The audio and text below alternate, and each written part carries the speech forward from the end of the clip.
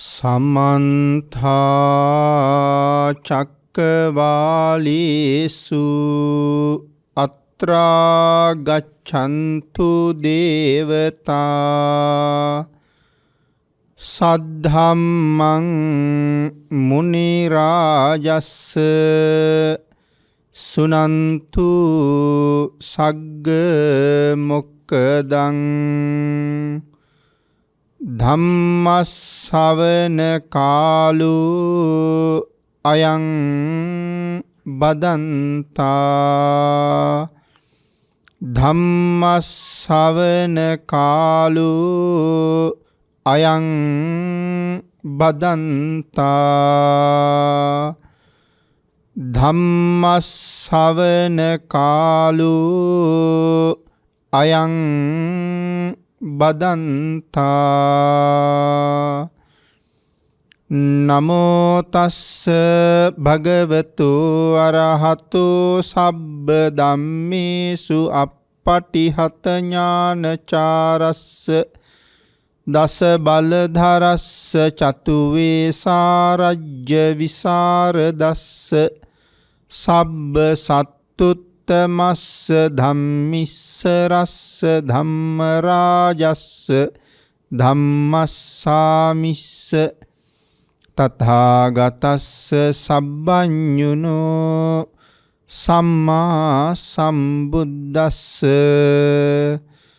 නමෝ තස්ස භගවතු අරහතු සබ්බ ධම්මේසු අප්පටිහත ඥානචාරස්ස දස බලධරස්ස චතු වේසාරජ්‍ය විසරදස්ස සබ්බ සත්තුත්තමස්ස ධම්මිස්ස රස්ස ධම්ම රාජස්ස ධම්මස්සාමිස්ස තථාගතස්ස සබ්බඤුනෝ සම්මා සම්බුද්දස්ස නමෝ තස්ස භගවතු අරහතු සබ්බ ධම්මේසු අප්පටිහත ඥානචාරස්ස දස බලධරස්ස චතු වේසාරජ්‍ය විසරදස්ස සබ්බ සත්තුත්තමස්ස ධම්මිස්ස රස්ස ධම්ම රාජස්ස ධම්මස්සාමිස්ස තථාගතස්ස සබ්බඤුනෝ සම්මා සම්බුද්දස්ස සද්ධර්ම ශ්‍රාවක කාරුණික ගුණගරුක බෞද්ධ පින්නතුනි, බොහෝම ශ්‍රද්ධාවෙන් යුක්තව සියලු දෙනාම සූදානම් වෙන්නේ තිලෝගුරු ශාන්තිනායක සම්මා සම්බුදුරජාණන් වහන්සේ විසින් ලෝක සත්වයන් පිළිබඳව අසීමිත දයාවෙන් කරුණාවෙන් මෛත්‍රියෙන් යුක්තව අවබෝධ කරගෙන දේශනා කොට වදාළ පරම ගම්බීර වූ ශ්‍රී සද්ධර්ම රත්නයෙන් බොහෝම පුංචි කොටසක් දේශනා කරවගෙන ධර්ම ගෞරවය පෙරදරි කරගෙන දේශනාගත ධර්මයේ ශ්‍රවණය කරන්නත්, එසේ ධර්ම ශ්‍රවණය කිරීමෙන් ලැබෙන අවවාද අනුශාසනා තම තමන්ගේ ජීවිතවලට එකතු කරගෙන වඩාත් නිවැරදි මෙලව ජීවිතයක් සකස් කරගන්නත්, නිවැරදි වුණ මෙලව ජීවිතයක් තුලින් සුගතිගාමී වූ පරලොව ආයති භවයකින් සැනසෙන්නත් අවසානයේ ප්‍රාර්ථනා කරන බෝධියෙන් සැප සහිත ප්‍රතිපදාවෙන් ඊ타ම ඉක්මන් භවයක උතුම් චතුරාර්ය සත්‍ය ධර්මය අවබෝධ කරගෙන මේ සංසාරයෙන් එතර වීමේ බලාපොරොත්තුවත් ඇතුව ඒ උතුම් බලාපොරොත්තු ප්‍රාර්ථනා ඒ ආකාරයෙන්ම මුදුන්පත් කර ගැනීම සඳහා උතුම් වූ ධර්ම දානානිසංසයත් ධර්ම ශ්‍රවණානිසංසයත් මේ පින්නතුන් තම තමන්ගේ ජීවිතවල මෙතෙක් රැස් කරගත්ත සියලුම පුණ්‍ය ධර්මයන්ගේ ආනුභාවයත් හේතු වේවා කියලා ප්‍රාර්ථනා කරනවා. පින්නතුනි, අද ධර්මදේශනාවේ මාතෘකාව හැටියට මම යොදා ගන්න කල්පනා කළේ ධම්මපද පාළියේ තෘෂ්ණා වර්ගයේහි සඳහන් වන භාග්‍යතුන් වහන්සේ දේශනා කොට වදාළ තවත් උතුම් ගාථා රතනයක්. සබ්බ දානං ධම්ම දානං ජිනාති සබ්බ රසං ධම්ම රසං ජිනාති සබ්බ රතින් ධම්ම රතින් ජිනාති තණ්හක්කයෝ සබ්බ දුක්ඛං ජිනාති. මේ උතුම් ගාථා රතනය බුදුරජාණන් වහන්සේ දේශනා කොට වදාළේ සක්‍ර දේවේන්ද්‍රයන් වහන්සේ ප්‍රධාන විශාල දිව්‍ය පිරිසක් අරමුණු කරගෙන. ගාථා රතනයේ සරල තේරුම සියලුම දානයන් අභිභවනය කරන යම් දානයක් මේ ලෝකෙ වෙත්ද ඒ උතුම්ම දානය ධර්ම දානයයි. සියලුම රසයන් අභිභවනය කරන යම් රසයක් මේ ලෝකෙ ඇද්ද ඒ උතුම්ම රසය ධර්ම රසයයි. සියලුම රතීන් අභිභවනය කරන යම් රතියක් මේ ලෝකෙ ඇද්ද ඒ සියලුම රතීන් අභිභවනය කරන්නේ ධර්ම රතියයි. සියලු දුක් නැති කරන සංසාර දුක කෙරවල කරන යම් කාරණාවක් මේ ලෝකෙ ඇද්ද තණ්හාව ක්ෂය කිරීමෙන් ඒ උතුම් තැනට ළඟා වෙන්න පුළුවන්. මේ තමයි සරල තේරුම. අපේ බුදුරජාණන් වහන්සේ වැඩ ඉන්න කාලේ දෙවිවරුන් අතර තමයි මෙහෙම පැනයක් ඇති වෙන්නේ. සියලුම දානයන්ට වඩා උතුම් දානය මොකක්ද? සියලුම රසයන්ට වඩා උතුම් රසය මොකක්ද? සියලුම රතීන්ට වඩා උතුම් රතිය මොකක්ද? කුමක් නැති කිරීමෙන් සසරින් එතර වෙන්න පුළුවන්ද? මේ ප්‍රශ්න හතරට පිළිතුරු හොයන්න මේ දෙවිවරු 12 අවුරුද්දක් තිස්සේ 10000ක් සක්වලේ හැම තැනම සැරිසැරුවා. කිසිම තැනකින් මේ ප්‍රශ්න හතරට පිළිතුරු ලැබුණේ නැහැ. ඊට පස්සේ මේ දෙවිවරු නැවත වතාවක් අපේ සක්වලේ සතරවරන් දෙවිවරු ළඟට එකතු වුණා. නැවත වතාවක් සතරවරන් දෙවියන්ගෙන් මේ පැනේ විමසුවහම ඒ අය සඳහන් කළා අපට නම් මේකට පිළිතුරු වැටහෙන්නේ නැහැ. නමුත් සක්‍ර දේවේන්ද්‍රයන් වහන්සේ කියලා කියන්නේ මහා ප්‍රඥාවක් ඇති කෙනෙක්. මොකද සක්‍ර දේවේන්ද්‍රයන්ට පුළුවන් කියලා සඳහන් කරනවා දහසක් දෙනා එකවර තමන්ගෙන් අහන ප්‍රශ්නවලට උත්තර දෙන්න. උත්තර වැටහෙනවා. සහස් සක්ක කියලා කියන්නේ ඒ නිසා. එනිසා අපි යමු සක් දෙවිඳුගෙන් අහමු. සියලුම දෙවිවරු සක්‍ර දේවේන්ද්‍රයන් වහන්සේ ළඟට ගිහිල්ලා මේ පැනයන්ට පිළිතුරු ඉල්ලුවා.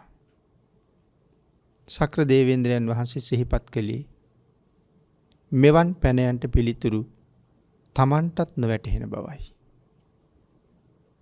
සක්‍ර දේවේන්ද්‍රයන් වහන්සේ අහනවා මේ කාලේ බුදුරජාණන් වහන්සේ වැඩ ඉන්නේ කොහෙද? දෙවිවරු සඳහන් කරනවා ස්වාමීනි ජේතවනාරාමේ. එහෙනම් අපි යමු. මේ ප්‍රශ්නවලට පිළිතුරු හොයාගන්න ඕනේ බුදුරජාණන් වහන්සේගෙන් විතරමයි. විශාල දිව්‍ය පිරිසකුත් අඬ ගහගෙන සක්‍ර දේවේන්ද්‍රයන් වහන්සේ මධ්‍යම රාත්‍රියේ මුළු ජේතවනාරාම භූමියම ආලෝකමත් කරගෙන බුදුරජාණන් වහන්සේ ළඟට ඇවිල්ලා සියලුම දෙවිවරුන් එක්ක බුදුරජාණන් වහන්සේට වන්දනා කරලා එකත් පස්සෙක හිටියහම බුදුරජාණන් වහන්සේ සක්දිවිඳුගෙන් අහනවා මහරජ මෙතරම් දෙව් පිරිසක් එක්ක කුමන කාරණාවක් සඳහා මෙහි ආවද කියලා. උන්වහන්සේට සඳහන් කළේ ස්වාමීනි මේ දෙවියන්ට ප්‍රශ්න 4ක් ඇති වෙලා තියෙනවා. දැනට 12 අවුරුද්දක ඉඳලා මේ ප්‍රශ්න වලට උත්තර හොයලා තියෙනවා. 10000ක් සක්වලේ කිසිම තැනකින් පිළිතුරු ලැබිලා නැහැ. ඉන් පස්සේ අන්තිමට මං ළඟටත් ඇවිල්ලා ඇහුවා. ස්වාමීනි උත්තර නම් මට වැටහෙන්නෙත් නැහැ. ඒ නිසා වුන්ට මම සඳහන් කළා භාග්‍යතුන් වහන්සේ වැඩ ඉන්නේ යම් තැනකද අපි එතෙන්ට යමු කියලා. බුදුරජාණන් වහන්සේ අහනවා මහරජ කිනම් ප්‍රශ්න 4ක්ද? ස්වාමීනි භාග්‍යතුන් වහන්සේ මේ ලෝකයේ ඇති සියලුම රසයන් අභිභවනය කරපු රසය මොකද්ද? මේ ලෝකයේ ඇති සියලුම දානයන් අභිභවනය කළ දානය මොකද්ද? මේ ලෝකයේ සියලු රසයන් අභිභවනය කළ රසය මොකද්ද? මේ ලෝකයේ සියලු රතීන් අභිභවනය කළ රතිය මොකද්ද? කුමක් නැති කිරීමෙන් සසර දුක් නිවන්න පුළුවන්ද? මේ ප්‍රශ්න ටික ඉදිරිපත් කරාම බුදුරජාණන් වහන්සේ සඳහන් කළා දේවේන්ද්‍රය මේ පැනයන්ට පිළිතුරු සපයා ගන්න නම් මේ 10000ක් සක්වලේ කොහෙන්වත් කෙනෙක් හමු නොවන බව පුදුමයක් නෙමෙයි. මේ පැනයන්ට පිළිතුරු ලබා දෙනවා නම් පිළිතුරු ලබා දිය යුත්තේ මා විසින්මයි. එනිසා මම මේක විසඳලා දෙන්නම්. බුදුරජාණන් වහන්සේ දේශනා කළා සබ්බ දානං ධම්ම දානං ගිනාති. මහරජ දේවේන්ද්‍රය මේ ලෝකයේ සියලුම දානයන් අභිභවනය කරන යම් දානයක් ඇතනම් ඒකම දානය මේ තථාගත ශ්‍රී සද්ධර්ම දානයයි කියලා. පින්නතුනි ධර්ම දානය සියලුම දානයන් අභිභවනය කරන්නේ කොහොමද? මේ ලෝකේ සියලු දාන කියලා කියහම කොයි තරම් දාන තියෙනවද? ඒ කාරණාව විස්තර කරනකොට කරුණු ගොඩක් පැහැදිලි කරනවා. ඒක උදාහරණයක් මෙහෙම දේශනා කරනවා. මේ මුළු පොළොව තලයේම බෙර ඇහැක් වගේ සමතලා කරලා පළඟින් පළඟ ගැටෙන්නේ බුදු පසේ බුදු මහරහතන් වහන්සේලා වඩා හිඳවලා කෙසෙල් ගොබ තරම් ඊටාම සිනිදු සුව පහසු ඇති වටිනා චීවර මහ පොළොවේ ඉඳලා අහස උසට ගොඩ ගහලා මේ බුද්ධ ආදී මහෞත්තමයන් වහන්සේලාට පූජා කරලා ලබනවද යම් කුසලයක්? ආන්ගේ පින්කම අවසානයේ ආනිසංස පැහැදිලි කරන්න යම් සතරපද ගාථාවක් දේශනා කරලා යම් දේශනාවක් කරනවා නම් ඒ දේශනාවෙන් ලැබෙන ආනිසංසයේ 12 කලාවෙන් එක කලාවක්වත් අර පූජාවෙන් ලබන්න බෑ කියලා සඳහන් කරන්නේ. හිතලා බලන්නකෝ. විවේකීව සෑහෙන වෙලාවක් හිතන්න ඕනේ. ඒ තරම් පූජාවක් පොළොව ගැබ සම්පූර්ණයෙන් සමතලා කරලා බුදු පසේ බුදු මහරහතන් වහන්සේලා වඩා හිඳවනවා කියලා සඳහන් කළේ. එතකොට මේ සියලු දෙනා වහන්සේටම ඊටාම සිනිදු සිවුරු අහස උසට ගොඩ ගහලා පූජා කළත් ඒ ආනිසංසයට වඩා මේ හතරපද ගාථාවෙන් කරන අනුශාසනාව ආනිසංස සහිතයි කියලා දේශනා කළේ. ඊළඟට දේශනා කරනවා අනුරාධපුරයේ මහා මළුව. එහෙම නැත්නම් මහමෙවුනා උයන. ඒ මහමෙවුනා උයනේ තිබුණා දහස් ගණන් රහතන් වහන්සේලා වැඩ හිටපු මහා විහාර භූමිය.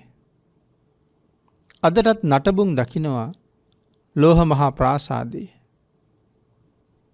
මේ මහා විහාරයේ ලෝවා මහපාය වගේ සංඝාවාස 100,000 ගණන් හදලා සම්බුද්ධ ශාසනයට පූජා කරලා යම් ආනිසංසයක් ලබනවද?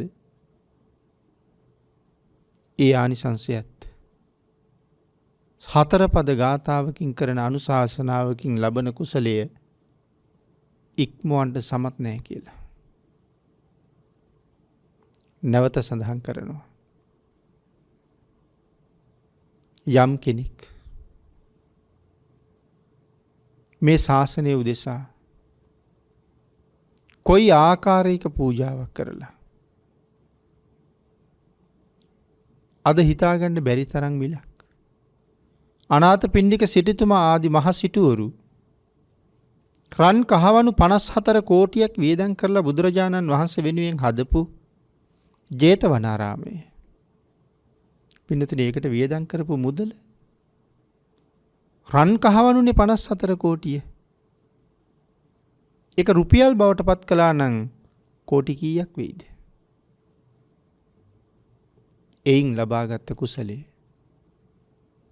විශාකා මහ උපාසිකාව පූර්වාරාමයේ පූජා කරලා ලැබපු කුසලයේ මේ වාගේ මහ පිංකම් ඒ වගේ ලබන ආනිසංස හතර පද ගාථාවකින් කරන අනුශාසනාවක ආනිසංසයේ 12 කලාවෙන් එක කලාවක්වත් නොවටින බව තමයි සඳහන් කරන්නේ. ආන් එතකොට ධර්ම දානය කොයි තරම්නම් මහත්ඵලද? කොයි තරම් ශ්‍රේෂ්ඨද? එතකොට මේ දායක පිරිස් හැමදාම කවුරු හරි දායකත්වයක් දෙමින් ලෝක සත්‍යය වෙනුවෙන් භාග්‍යතුන් වහන්සේගේ ධර්මයේ ප්‍රචාරය කරන මෙවන් මාධ්‍ය ආයතන වලින් කොයි තරම් ධර්ම දේශනා ප්‍රචාරය කරනවද? එතකොට ඒ පිරිසත් රැස් කරගන්නේ ධර්ම දානමය කුසල කර්මයම තමයි. එතකොට ඔබ කොච්චර කුසල් රැස් කරගන්නවද?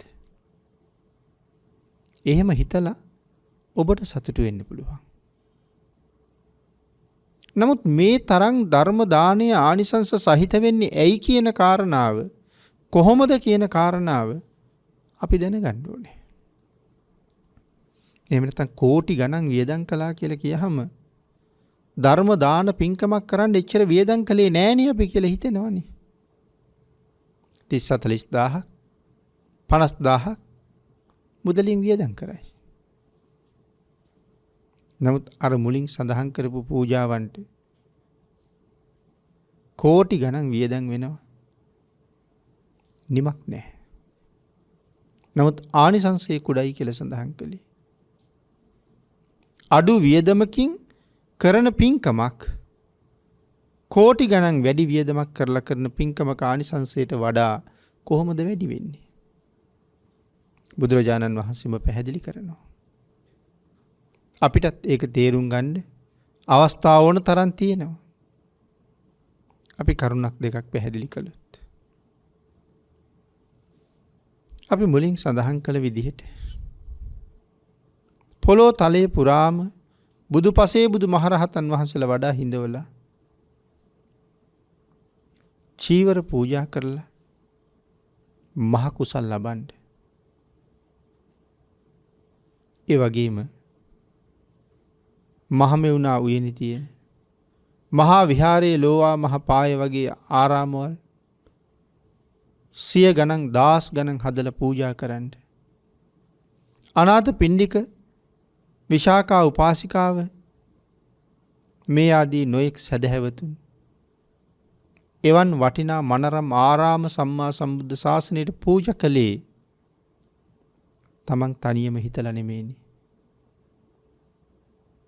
බණ අහලා ආනිසංස දැනගෙන ධර්මය තුලින් ඉගෙනගෙන මාත් මේ වාගේ පින්කමක් කළ යුතුයි කියලා කල්පනා කරලානේ.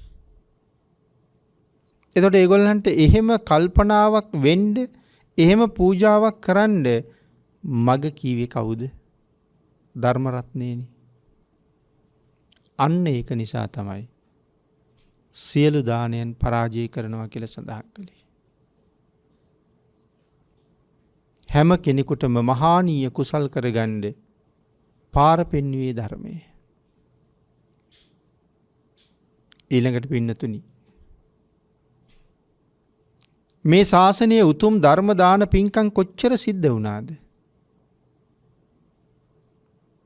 ධර්ම දානේ මහා හිමිකරුවා නියමු ආනන් වහන්සේ අන් අයට දානය කරන්න ධර්මයේ ලෝකෙට උපද්දවල දුන්නේ අපේ බුදුරජාණන් වහන්සේ. මේ ලෝකේ ධර්මය උපද්දවන්න පුළුවන් අය දෙන්නයි ඉන්නේ කියලා ධර්මයේ සඳහන් කරන්නේ. වෙන කාටවත් ධර්මය උපද්දවන්න බෑ. උපද්දවල තියෙන ධර්මයේ භාග්‍යතුන් වහන්සේගේ සීමාවට අනුව දේශනා කරන්න විතරයි පුළුවන්. එhmenan ධර්මයේ උපත භාග්‍යතුන් වහන්සේමයි.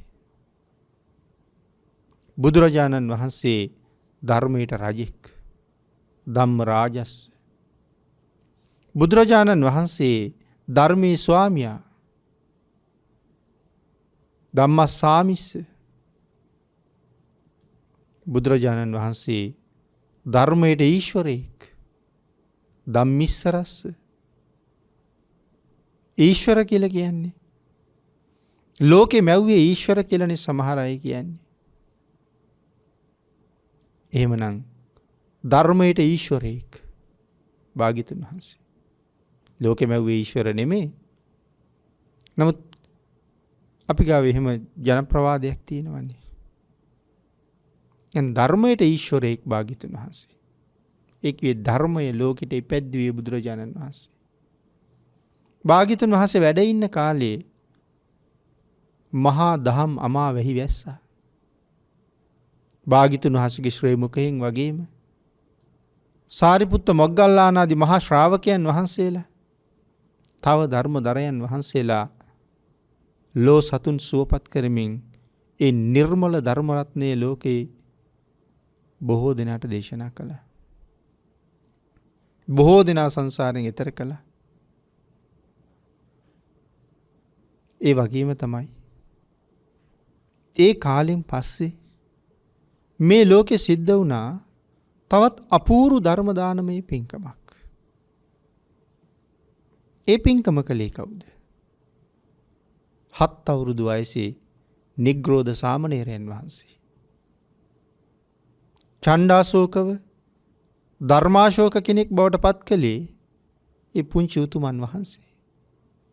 වයසින් කුඩා ගුණයෙන් උසස් ඒ උතුමන් වහන්සේ චණ්ඩාශෝක ධර්මාශෝක කළා. චණ්ඩාශෝක ධර්මාශෝක වෙනකොට මොන පරිවර්තනයක් ධර්මාශෝක මහරජුරුව තුල වෙනවද? සම්මා සම්බුද්ධ ශාසනය නැවත පිරිසිදු කරන්න දුස්සීල භික්ෂූන් සසුනෙන් නිරපලා ධර්ම සංගායනාව කළා. අදත් ඔබට මට නිර්මල ප්‍රඥප්තිය ලැබෙන්න ඒක මොනතරම් උපකාරයක් වුණාද? ධර්මාශෝක මහරජුරුව 84000ක් ධර්මස්කන්ධය වෙනුවෙන් 84000ක් විහෙර විහාර හදලා මහා කාශ්‍යපයන් වහන්සේ තැන්පත් කරලා තිබ්බ තැනින් ධාතුන් වහන්සේලා හොයලා ඒ විහෙර විහාරවල තැන්පත් කරලා මහ ජනතාවට වැඳ පුදා ගන්න, නිවනට පාර හදා ගන්න, සසර විමුක්තිය වෙනුවෙන් කටයුතු කරන්න මම්පෙත් විවර කරලා දුන්නා. තවත් නොඑක ආකාරයෙන් බුදු දහම ප්‍රචලිත කරන්න කටයුතු කළා. තුන්වෙනි ධර්ම සංගායනාවෙන් පස්සේ ලෝකේ තවත් රටවල් ගණනාවකට බුදු දහම ව්‍යාප්ත කරනකොට තමන්ගේ එකම පුතා ජම්බුද්දීපේ යුව රජුව පැවිදි කරලා බුදුරජාණන් වහන්සේගේ ආඥාවට අනුව ලක්දිවට දහම් පණිවිඩය දීලා එවන්න කටයුතු කළා. මේ පරිවර්තන වෙන්නේ ඔක්කොම මොකක් නිසාද? ධර්ම දානය නිසා. ආන් එහෙමනම් පින්නතුනි මේ ශාසනයේ අසදෘශ්‍ය මහ දන් දුන්නෙත් අනාථපිණ්ඩික කොස ආදී සිටුවරු සුජාතාවාගේ විශාකාවාගේ මහ දේවිවරු ඒ තරම් මහා බෙහෙර විහාර සංඝාරාම ගොඩනගල ශාසනයට පූජා කළෙත් මුලින් උදාහරණයට සඳහන් කරපු විදිහට ආහස උසට චීවර ගොඩ ගහලා පූජා කළෙත් බණ අහපු නිසානේ. ඒ ජීවිත වෙනස් වුණේ ධර්මය නිසානේ. කුසලයේ වටිනාකම සංසාර සැපය ලබන්න නම් පින අත්‍යවශ්‍යයි කියන කාරණාව පැහැදිලි කරන තැන මේ කරුණු දැනගෙන මේ වාගේ මහ පිංකම් කළා. බණ අහපු නිසා. ධර්මයෙන් තමයි ඒක කියලා දුන්නේ. අදත් හරියට කෙනෙක් ධර්ම ශ්‍රවණය කළොත් ඒ ජීවිත කොච්චර වෙනස් වෙයිද? හැබැයි හරියට බණ අහන්න ඕනේ. හරියට බණ අහපු කෙනෙක් නැගිටින්නේ වාඩි වෙච්ච කෙනාට වඩා හුඟක් වෙනස් කෙනෙක් හැටියට. මව්පියන්ට සලකපු නැති අය මව්පියන්ට සලකන්න හිතනවා. දරුවන්ට බිරිඳට සලකපු නැති අය අඹදරුවන්ට සලකනවා. පන්සිල් ආරක්ෂා කරපු නැති අය පංචශීලයට ගරු කරනවා. පොයට පේවස් සමාදන් වුණේ නැති අය පොයට පෙහෙවස් ගන්නවා. දම් පැන් දුන්නේ නැති අය දම් පැන් දෙනවා. මව්පියන්ට සලකපු නැති අය මව්පියන්ට සලකනවා. සසර බය නොදැනුණ අය සසර බිය දකිනවා. බණ අහපු නැති අය බණ අහනවා. හරියට බණක් ඇහුවොත් ජීවිත කොච්චර වෙනස් වෙනවද? මොන තරම් පරිවර්තන වලට ජීවිත බඳුන් වෙනවද? දුස්සීලයා සීලවන්තයන් බවට පත් වෙනවා. සිල්වතුන් සීල විසුද්ධිය හොයාගෙන යනවා. දාමරිකයා දාමරිකකම් අතහරිනවා. ධර්ම ශ්‍රවණය කළොත් හරියට මේ විශ්වයේ සකල සත්ව ප්‍රජාවම සතර අපායෙන් නිදහස් කරලා සුගතියෙන් සුගතියට යවන්න පුළුවන් යම් මගක් තියෙනවා නම් භාග්‍යතුන් වහන්සේගේ ධර්ම මාර්ගය තුල විතරයි. මේ ධර්ම දාණයට කරන්න පුළුවන් දේ ලෝකේ වෙන කිසිම දානයකට කරන්න බෑ. ආන් ඒක නිසා ධර්ම දාණය සියලු දානයන් අභිභවනය කරනවා කියලා දේශනා කළා. සබ්බ රසං ධම්ම රසං ජිනාති. මේ ලෝකේ සියලුම රසයන් අභිභවනය කරන උතුම්ම රසය ධර්ම රසයයි. සියලුම රසයන් ලුණු රස කටුක රස ඇඹුල් රස ලවණ රස කසාය රස මధుර රස ප්‍රධාන රස 6ක් ලෝකේ තියෙනවා. මේ සියලු රසයන් අභිභවනය කරනවා දහම් රසය. ධර්මයේ පිළිබඳව ශ්‍රද්ධාව තියෙන කෙනෙක් ධර්ම ශ්‍රවණය කරනකොට හැබැයිම ධර්ම ගෞරවයේ පදනම් කරගෙන බණ ඇහිය යුතු විදිහටම බණ අහනවා. කොහොමද බණ අහන්න කියලා බුදුරජාණන් වහන්සේ දේශනා කළේ? සුතා හොඳට අහන්න ඕනේ. දතා අහන ධර්මයේ මනවින් ධාරණය කරගන්න ඕනේ. වචසා පරිචිතා වචනයක් ගානේ මේ ධර්මයේ දැනගන්න ඕනේ. මනසානුපෙක්ඛිතා තමන්ගේ මනසින් තේරුම් ගන්න ඕනේ. දිට්ඨිය සුප්පටි විද්දා දන්න ධර්මයට අනුව තමන්ගේ ජීවිතේ විදර්ශනා කරන්න ඕනේ. හොඳට අහන්න ඕනේ. අහන ධර්මයේ ධාරණය කරන්න ඕනේ. වචනයක් ගානේ ප්‍රගුණ කරන්න ඕනේ. මේක තමයි බණ අහන තැන තියෙන වටිනාම කාරණාව. වචනයක් ගානේ අහන්න ඕනේ. හිතලා බලන්න. මේ කියන විදිහට අපි බණ අහලා තියෙනවද කියලා. පළවෙනි බණ පදේ ඉවර වෙනකොට දෙවෙනි බණ පදයට හිත ගෙනියන්න ඕනේ. තුන්වෙනි බණ පදයට හිත යනවා මිසක් ඊළඟට හතරවෙනි බණ පදයට හිත යනවා මිසක් බාහිරට හිත නොයන්න ඕනේ. එහෙනම් හිත බහැරට යා නොදී වචනයක් ගානේ අහනවා කියලා කියන්නේ ඒක භාවනාවක් වෙන්නේ නැද්ද? හැබැවින්ම ඒක භාවනාවක්. හිත එක අරමුණක. එහෙම බණ අහපු අය දේශනාව ඉවර වෙනකොට හේතු සම්පත් තිබුණා නම් සෝවාන් වුණා. සකදාගාමි අනාගාමි විතරක් නෙමෙයි අරහත්ත්වයේ කරා පවා ගමන් කළා. ධර්ම ශ්‍රවණේ තරම් වටිනවා. ඊළඟට පින්නතුනි වචනයක් ගානේ අහන්න කියලානේ අපි කිව්වේ. ඊළඟට කියන මනසානුපෙක්කිතා. තමන්ගේ මනසේ තැම්පත් කරගන්න ඕනේ අහපු ධර්මයේ. තමන්ගේ භාෂාවට පරිවර්තනය කරගන්න ඕනේ ධර්මයේ. එතකොට තමන්ගේ භාෂාවට පරිවර්තනය කරගන්න කියලා කියනකොට අපි බණ අහන්නේ මොන භාෂාවෙන්ද කියලා ප්‍රශ්නයක් ඇති වෙනවා. හරියටම අහනවා නම් පාලි වචනයෙන්ම පාලි භාෂාවෙන්ම අහන්න ඕනේ. පාලියෙන්ම බණ අහන්න ඕනේ. ඉතින් එහෙම වෙන්න නම් හොඳ පාලි දැනුමක් තියෙන්න ඕනේ. වර්තමානයේ පාලි දැනුම තියෙන අය හුඟක් අඩුයි. ගිහි සමාජෙ කොහොමත් නැති තරම්. නැත්තෙම නෑ. ධර්මය දැනගන්න උවමනාය ඉගෙන ගන්නවා.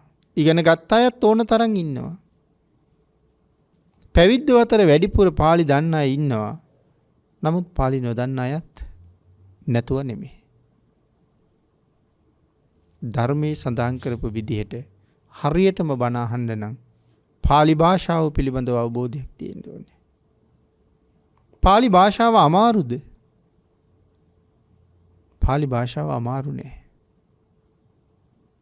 ලංකාවේ අයට මේ ලෝකේ අනික් හැම රටකම අයට වඩා පාලි ඉගෙන ගන්න පහසුයි. ඒ සුදුසුකම වැඩියෙන්ම තියෙන ජාතිය ලංකාව. මොකද අපේ භාෂාව සිංහල භාෂාව මිශ්‍ර සිංහල කියලා අපි කියන්නේ. පාලියෙන් සංස්කෘතෙන් කොටස් ඇවිල්ලා අපේ භාෂාව හැදිලා තියෙන්නේ. පාලි භාෂාව අපිට සමානකම් දක්වනවා. අනික අපි භාග්‍යතුන් වහන්සේගේ ශ්‍රාවක. මේක භාග්‍යතුන් වහන්සේගේ භාෂාව. පාලිය කියලා කියන්නේ ලෝකේ මව්බස. විශ්වයේ මව්බස. නමුත් අපි දක්වන්නේ උනන්දුවක්. පාලිය ඉගෙන ගැනීමම ධර්මයේ ඉගෙන ගැනීම වගේ. අද කෙනෙක් පාලි ඉගෙන ගන්නෙම ධර්මයේ කියව ගන්න. පොතපත හසුරව ගන්න. එහෙනම් පාලි ඉගෙන ගන්නෙම උතුම් අරමුණක් වෙනුවෙන් ධර්මය අධ්‍යයනය කරන්න පාලි ඉගෙන ගන්න නිසා පාලි ඉගෙන ගැනීම ලොකු පින්කමක්. මොකද ධර්මය අධ්‍යයනය කරන්නයි පාලි ඉගෙන ගන්න. අපිට උනන්දුව නෑ මිසක්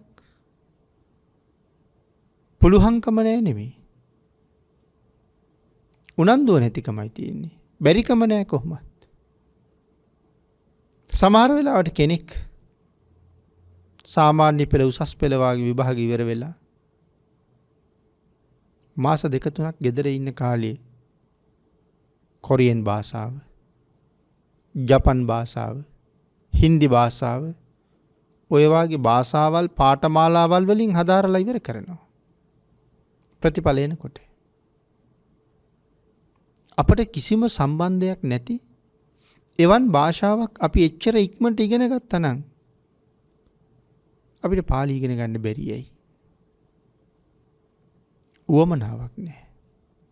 පිට රටක ගිහිල්ලා ලොකු වැටුපකට රැකියාවක් කරන්න ඒ රටට යන්න සුදුසුකම් ලබන්න ඒ භාෂාව ඉගෙන ගන්න ලොකු උවමනාවක් තියෙනවා. සංසාරේ දුකයි මේ සංසාරයෙන් එතර විය යුතුයි. ඒ එතර වෙන්න නම් නිර්මල පර්යාප්තිය දරා ගන්න ඕනේ. ඒ නිර්මල පර්යාප්තිය දරා ගන්න දැනගන්න නම් ඒ ධර්මයේ ලියවිලා තියෙන භාෂාව ගැන අවබෝධයක් තියෙන්න ඕනේ.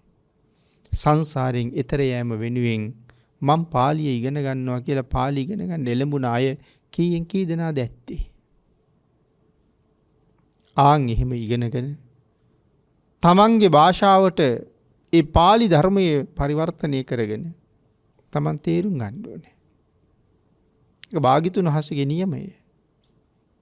භාග්‍යතුන් වහන්සේ බණ අහන්න කියලා දේශනා කරපු ක්‍රමය. සමහර කෙනෙක් වයසේ අග්ගිස්සට ගිහිල්ලා දැන් පාලි ඉගෙන ගන්න පුළුවන් මට්ටමක් නැති වෙන්නේ නැති. නමුත් සත්පුරුෂයෝ ඉන්නවා. එහෙමනොත් සත්පුරුෂයෝ හොයාගන්න. සත්පුරුෂයන්ගෙන් බණ අහන්න. ඒ සත්පුරුෂයෝ හොයන්න ඕනේ. නිවැරදි ධර්මයේ කියලා දෙනවා කියන විශ්වාසය තියෙන්න ඕනේ. මම ධර්මය ගැන මුකුත් දන්නේ නැහැ. මොනවා කිව්වත් මම පිළිගන්නවා. මොකද මම ඒගොල්ලෝ විශ්වාස කරන නිසා.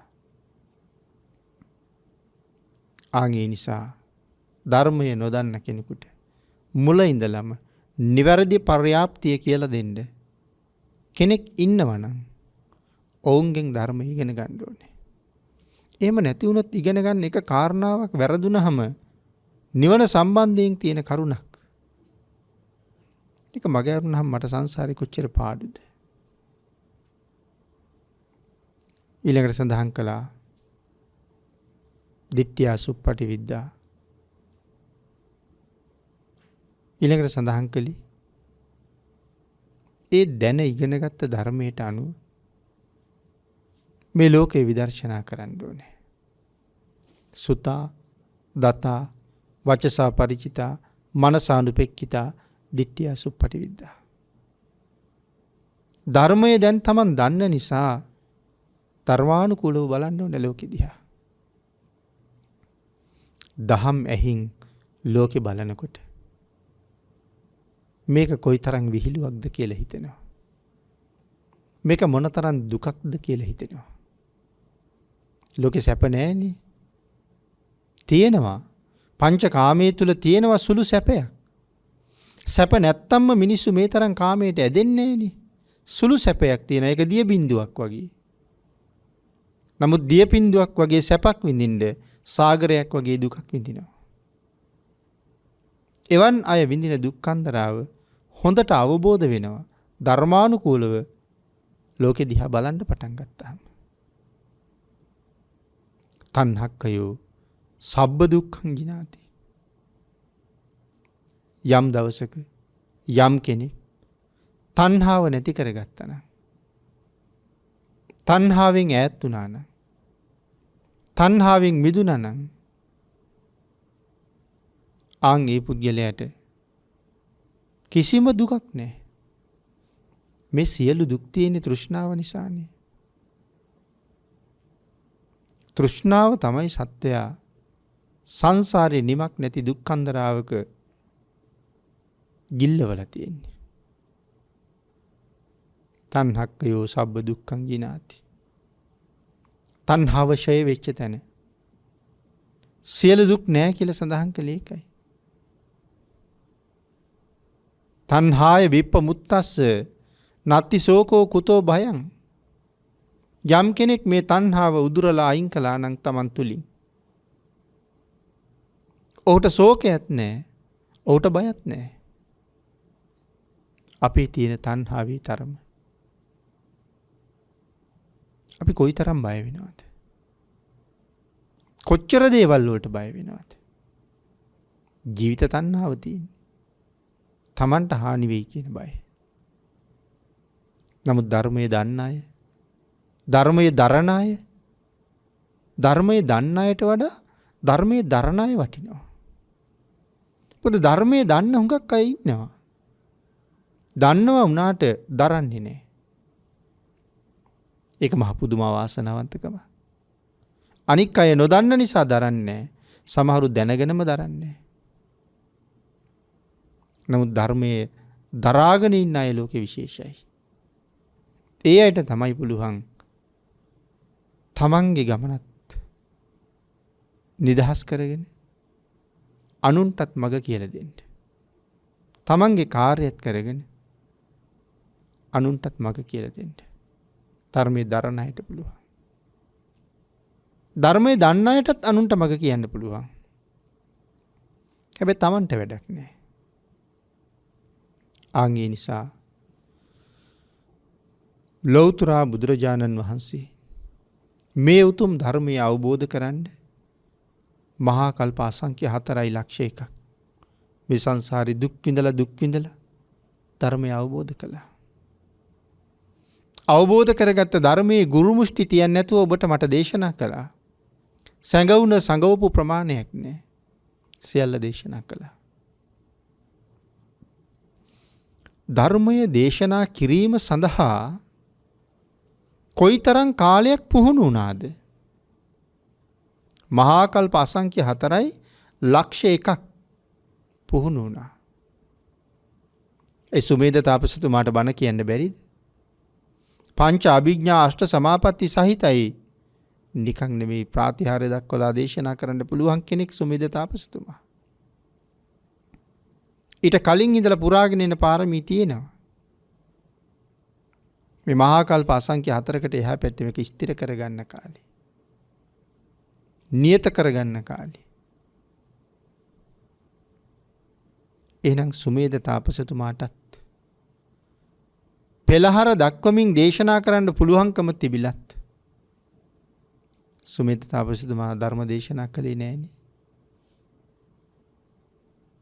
ධර්ම දේශනා කරන්න නම් මං පුරුදු පුහුණු විය යුතුමයි. ධර්ම දේශනා කරන්න නම් ඒ ධර්මයෙන්ම දැක්ක යුතුයි. ධර්ම දේශනා කරන්න නම් ඒ ධර්මයෙන්ම අවබෝධ කළ යුතුයි. ඒ නිසා වීරිය වැඩුවා. වචනයක්වත් වරදින් නැතුව දහම් දේශනා කරන්න ශක්තිමත් වුණා. ආන් එහෙම ශක්තිමත් වෙලා ඔබට මට දහම් දේශනා කළා. ලෞතර බුදුරජාණන් වහන්සේ මහා කල්ප අසංඛ්‍ය 4.1 ධර්ම දේශනා කරන්න පුහුණු වුණා නම් ඔබ මම ලබලා තියෙන මොන පුහුණුවක්ද? මම කියන්නේ ඇත්තටම අපි ධර්ම දේශනා කරන්න සුදුසු අය නෙමෙයි කියලා. සුමේද තාපසයන් වහන්සේගේ කැපකිරීමත් එක බලහම අපිට වරදිනව වුණ තරම් හිතා මතා වරද්දන්නේ. නමුත් දීර්ඝ දේශනා කරගෙන යනකොට වරදිනව ඕන තරම්. නමුත් වැරදුනහම දැනගත්තොත් අතන වැරදුනා කියලා. ඊටාම නිහතමානීව ඒක නිවැරදි කරන එක හරි වටිනවා. ඒක කී දෙනෙකුට යහපතක් වෙනවද නිවැරදි කිරීම තුළ? ප්‍රසිද්ධියේ නිවැරදි කරන්න ඕනේ. අන් අයට යහපතක් වෙන්න නම්. එතකොට තමයි ඒ නිවැරදි වෙන්න දන්නේ. මගේ හිතින් විතරක් නිවැරදි කළාට මදි. නමුත් එතකොට අද සුදුසුකම් නැත්තම් අපිට ධම් දේශනා කරන්න. ඇයි ධම් දේශනා කරන්නේ අපි? මේ විදිහටවත් මේ කාර්ය කරගෙන යන්න පිරිසක් හිග නිසා. ඒකටයි දේශනා කරන්නේ. මේ මට්ටමින්වත් කරගෙන යන්න පිරිසක් නැති නිසා.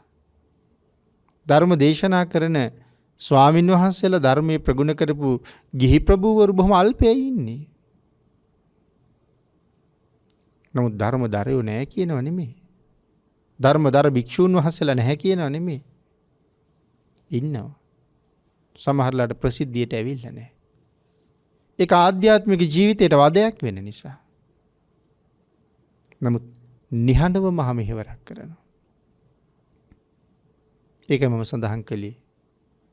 ඒ උතුම් කාර්ය කරන්න කෙනෙක් නැති හින්දා කරනවා මිස නැත්තම් අපි සුදුසු නැහැ. මේ ලෝකේ ජීවත් වෙන කෙනෙක් යහපත් වුණා නම්, නිවැරදි වුණා නම්, සිල් මත පිහිටියා නම් ධර්මයේ නිසා නෙමෙයිද කියලා හිතන්න. අද මිනිස්සු කොච්චර දන් දෙනවද? නොඑක් විදිහේ දන් දෙනවා.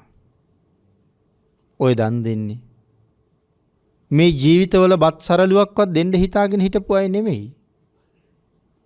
එහෙම මිනිස්සු කොහොමද දානෙට යොමු වුනේ? බණ අහපු හින්දා. බලන්න ධර්මයේ කොච්චර වෙනස් කළාද කියලා. සත්‍යය ධර්මයේ කොච්චර වෙනස් කළාද? ධර්මයේ නෙමේ සත්‍යය වෙනස් වුණා. නමුත් ධර්මයේ වෙනස් කරන පිරිසකුත් ඉන්නවා. සමහර අය වෙනසට හුඟක් කැමති. ඒ නිසා හුඟක් දැනුගත් අය වෙනස හොයාගෙන යනවා. ඒක මිනිස්සුන්ගේ හැටිනේ. හැබැයි ධර්මයේ එහෙම වෙනසක් කරලා වෙනසට අනුව කටයුතු කරන්න ගියොත් ඔහුට සතර පායේ වැටිලා බොහෝ වෙනස්කම් වලට භාජනය වෙන්න වෙනවා සංසාරය තුල. පින්නතුනි, නිර්මල වූ භාග්‍යතුන් වහන්සේගේ නිර්මල ප්‍රඥප්තිය, ලෝක සත්වයා කෙරෙහි මෛත්‍රී කරුණාව පදනම් කරගෙන යම් කෙනෙක් දේශනා කරනවද, යම් කෙනෙක් දේශනා කරනවද බොහෝ දෙනාගේ යහපත වෙනුවෙන්, එයත් ධර්ම දානයනේ. දේශනා කිරීම, ධර්මයේ ඉගැන්වීම, අට කතාව ඉගැන්වීම, භාවනා කර්මස්ථාන ලබා දීම, මේ දේවල් ධර්ම දාන පින්කම්. බොහෝ දිනාට යහපතක් කරවීම උදෙසා මෙවන් මාධ්‍ය තුලින් දේශනා කරවීම, ඒකත් ධර්ම දානමය කුසල කර්මයක්. දෙස් විදෙස් කී දෙනෙක් මේ දේශනාවල් ශ්‍රවණය කරනවාද? ඒ ශ්‍රවණය කරන්න මග හදලා දුන්න දායකයට කොයිතරම් ආනිසංස ලැබෙනවද? ඒක තමයි ඔහුට ලැබෙන ධර්ම දානමය කුසල කර්මය. ආන්ගේ කුසල කර්මය අති දීර්ඝ කාලයක් සංසාරේ ධර්මයේ දන් දීපු අය සුවපත් කරනවා. ඒ අයට පිහිට වෙනවා, ආරක්ෂාවට එනවා. ඒ නිසා පින්නතුනි, ධර්ම දානය කොයි තරම්නම් වටිනවද? තණ්හක්කයෝ සබ්බ දුක්ඛං ජිනාති. තණ්හාව නැති තැන සියලු දුක් නැති කළා වෙනවා. සියලු රතීන් අභිභවනය කළ රතියත් ධර්ම රතියයි කියලා අපි සඳහන් කළානේ. මොනවද ලෝකේ රතීන් කියලා කියන්නේ? අපි ඇලිච්ච දේවල්. ගෙවල් දොරවල්, යාන වාහන, ඉඩකඩම්, වතු පිටි, දූපුතුන්, දැසිදස්සු, සොරතල් සතුන්, මේ ආදී තව නොයෙක් දේවල් අපි ඇලිච්ච දේවල්. එතකොට මේ ඇලිච්ච දේවල්, බැඳිච්ච දේවල් අපිට කොයිතරම් දුකක් ගෙනල්ලා දෙනවද? හිතලා බලන්නකෝ. බැඳීම වැඩි වෙන්න වැඩි වෙන්න වැඩි වෙන්න බැඳීමත් එක්ක වැඩි වෙවි එනවා දුක. බැඳීම විතරක් නෙමෙයි එන්නේ, දුකත් ඒ පස්සෙන් යනවා. එහෙමනම් පින්නතුනි, සියලු රතීන් අභිභවනය කරනවා, සියලු බැඳීම් අභිභවනය කරනවා. අනික් හැම බැඳීමක්ම අපි කොහාටද ගෙනියන්නේ? හිතලා බලන්න මේ තණ්හාව අපි කොහෙද ගෙනියන්නේ කියලා. සසරට ඇදලා දදා නිරේ පැත්තට තල්ලු කරනවා. හැම බැඳීමකම ස්වභාවය ඒකයි. අත්හැරීම තමයි හැමතරම වටින්නේ. නමුත් ධර්මයට බැඳෙන්න ඔහු සසර පැත්තට ඇදෙනව නෙමෙයි. ධර්මයට බැඳුන කෙනා සසරින් එතරට අදිනවා. පහළට අදිනව නෙමෙයි, ඉහළට අදිනවා. ධර්ම රතිය විතරයි ඒක කරන්නේ. අනික හැම රතියක්ම අපි අදින්නේ පහළට. ඒ නිසා ධර්ම රතිය උතුම්. ධර්ම රතිය යමෙකුට තියෙනවා නම් ඔහු තෘෂ්ණාව ඉවත් කරගන්න කටයුතු කරනවා. යම් කෙනෙක් ළඟ තෘෂ්ණාව නැද්ද? ඒ පුද්ගලයා ළඟ බය නැහැ. යම් කෙනෙක් ළඟ තෘෂ්ණාව නැද්ද? ඔහු ළඟ ශෝකය නැහැ. ඔහු ළඟ කනගාටු වීම නැහැ. යම් කෙනෙක් තෘෂ්ණාව නැති කළාද? ඔහු මේ විශ්ව ධාතුවේ කිසිම දුකක් තමන්ට ඇති නොවන තත්වයට පත්වෙච්ච කෙනෙක්. යම් කෙනෙක් තෘෂ්ණාව නැති කළාද? නැවත දුක් විඳින්න සසරට නොයන කෙනෙක්. එහෙමනම් තණ්හක්කයෝ සබ්බ දුක්ඛං ජිනාති. තණ්හාව නැති කිරීම තුළ සියලුම දුක් ලබනවා. තණ්හාව නැති කිරීම තුළ සියලුම දුක් නැති කරගන්නවා.